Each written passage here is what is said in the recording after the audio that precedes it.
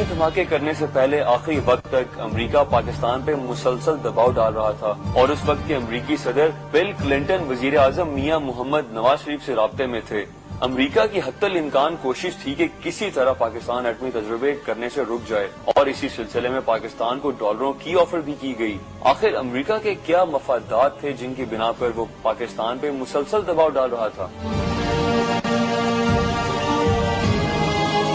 دیکھیے، بہت سی بات میں نے عرض کیا نا کہ سائیکولوجیکل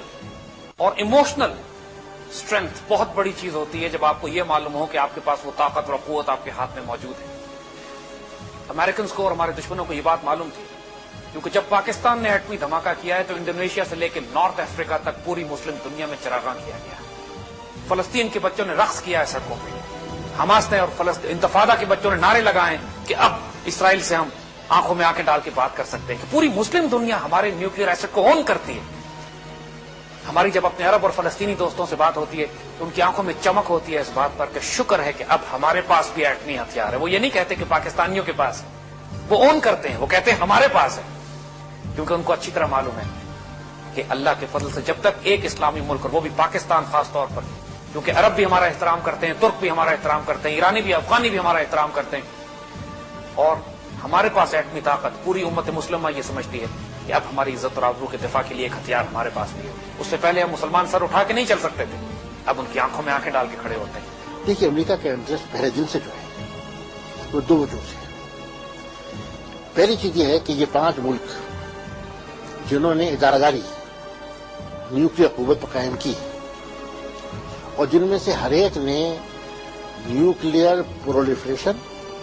اور دوسروں کی حاصل کی ہوئی صلاحیت، ایجادات اور قوت سے فائدہ اٹھا کر یہ صلاحیت حاصل کی۔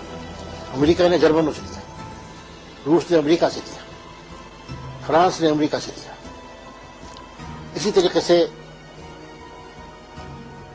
جہاں بھی دنیا میں یہ چیز پہنچی، انڈیا سمیت، انہوں نے دوسروں سے اس کو حاصل کیا، لیکن پھر اس پر اپنی ادارہ داری قائم کرنے کی کوشش کی، اور این پی ٹی اس ادارہ داری کو ایک بین الاقوامی قانون کی شکل دینے کی کوشش تھی۔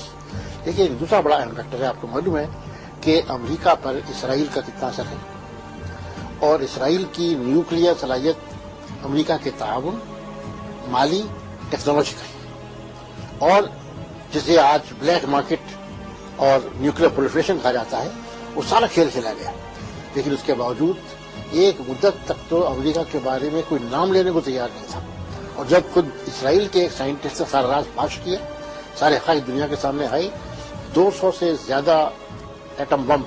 اسرائیل کے پاس موجود ہیں، لیکن اسرائیل یہ سمجھتا ہے کہ اس ریجن میں کسی مسلمان ملک کے پاس یہ صلاحیت نہیں ہونی چاہیے، اور یہی وجہ ہے کہ پاکستان کو نشانہ بنایا گیا۔ تو ان دونوں وجوہ سے امریکہ نے پہلے دن سے پاکستان کے اس پورے کے پورے عمل کو سبوٹاژ کرنے کی، پریشر استعمال کرنے کی، سینکشن لگانے کی، حتیٰ کہ آپ دیکھیے کہ افغانستان میں جس وقت تک وہ پاکستان کو اعلی کار بنائے رکھا اس نے ٹھیک رہا، لیکن جہاں اس نے دیکھا کہ حالات بدل رہے ہیں، ایک دم کارٹر نے سینکشن لگا دی، فرانس کے اوپر دباؤ ڈالا۔